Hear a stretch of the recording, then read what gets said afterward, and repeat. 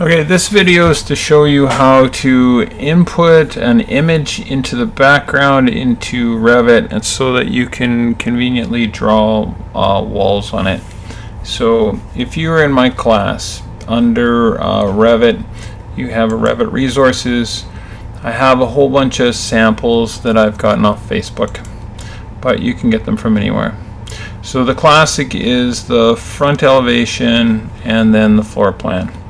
So to work with this effectively, the three dots on the sides will open it into a separate window, and at this point you could download it and put it anywhere that you want. For some reason it's taking a few minutes. I want to put it on the desktop. I'm going to call it just White House, and we'll go full. And we'll put a number 2 because I've done this a few times. Okay, so now I've got the whole image, but sometimes you just want to have the separate image. So you can grab snip. To get snip, you just type S into the search bar and you've got the snip tool. I've had this open because I was searching up some things that would be useful for this. So we're going to click new, and we're just going to select the part that we want, which is the bottom. So now we have this image. We're going to save it. I'm going to put it again on the desktop. I have already done this, so I have the White House floor plans. Okay, so we're going to hit save. It says already exists. We're going to save over top of it. Okay, so that's the part that is just outside of Revit. So now in Revit, if I was to close this down and start a new one, I'm going to browse. I'm going to look for English Imperial and Residential Default, and I'm going to open that up. The first thing I'm given is the floor, first floor, and that's fine. You can put it there. So you're going to go to the Insert tab, and you're going to import image. And I'm going to go to my desktop, and I'm going to just take the floor plan. And it shows me roughly how big it's going to be in this view. I'm clicking on it. So now it's still selected. So I can go to the scale factor. Now if you can't find scale, it's under modify. So we're going to hit scale, and we're going to click on this first line, and we're going to click a second time without holding on the second line, and then my mouse has a cord that causes problems, but yours probably doesn't. This is too funny. Okay, so you can sort of see that it says 60 in there. So the measurement is 37 feet and 6 inches, which is half a foot. So that's kind of an easy way of doing it. Now, I had trouble with this working in the last 15 minutes.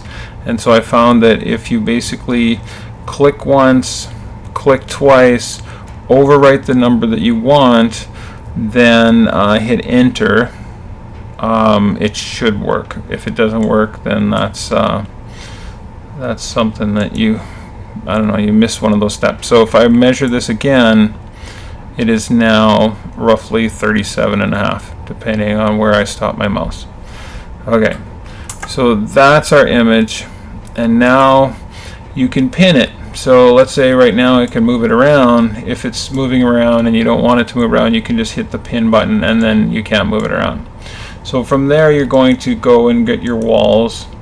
And if you look, the walls on the outside are thicker and the walls on the inside are thinner. So when you hit walls command under architecture, you're going to get the basic 6-inch wall, which is fine for what we're doing. And then you've got a whole bunch of different options. So you've got the height of the wall. So in this case it's going to be 20 feet, and that's because it's unconnected. We could connect it to the second floor. I think that's 9 feet. So it would go from the first floor to the second floor. You can change whatever you want there. This one is now updated. It says that it's going to be a 9-foot wall. We could do center lines. Sometimes I like to do finish to the outside, so finished exterior, and there's no offset, no radius. So I can just start going around, clicking, and I'm just going to go corner to corner. And if you hit the tab bar, let's say if you're drawing a wall and you want to flip the sides, you just hit the tab bar and it'll change the sides. Now Revit is very good at doing things quickly,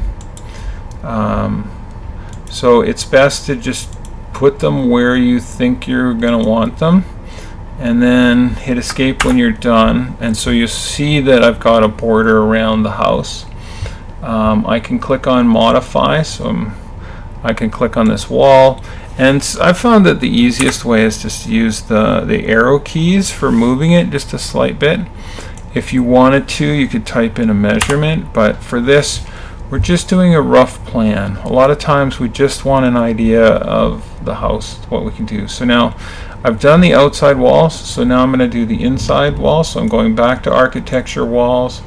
This time I'm going to go with a generic 4-inch. So generic 4 inches.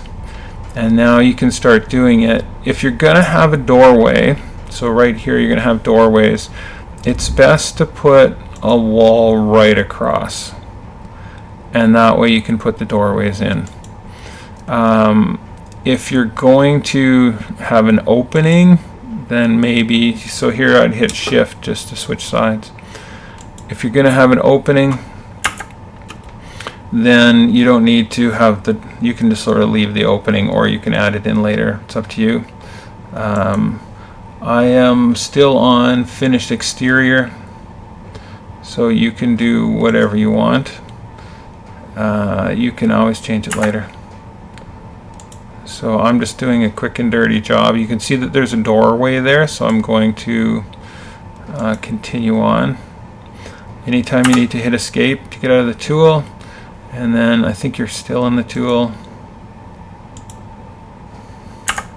Okay, so you can see very quickly that this happens, and you don't have to be very accurate, and it'll kind of correct things for you. I don't know if you can do on 45s, or I guess you can. And I think that's finished. So now, oh, there's one up here. So that's our walls very quickly. So you go to modify, and you're going to click on your walls, and you can tab and move them. That one, of course, is a bad example. So let's say we want to move this wall. That's good. And then this wall. So I'm not trying to get it perfect. I'm just trying to get it so that it's close enough.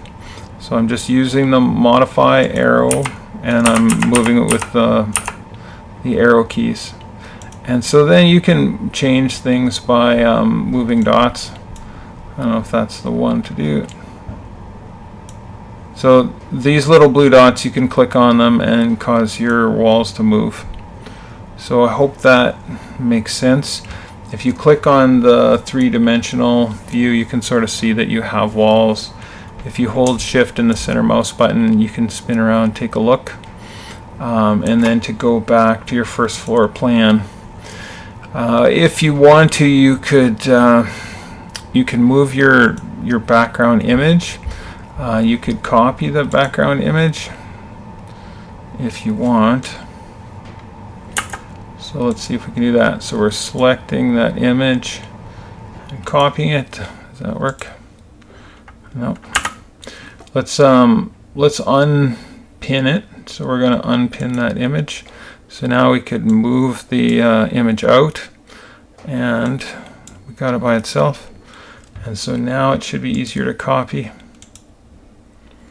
And we can bring it out. And so now we have a second image, and we can move this other one back in, and we can pin it again. So we're still background selected, so we can move it with our arrow keys and just move it into place. And once again, we're just getting a rough idea of it. You can add the dimensions later, and then I can pin it again. So now it won't move. And I can also look in 3D and check, and then I can go back. And sometimes it's easier to see if you just have the image out to see where things are going. Sometimes it's covered up.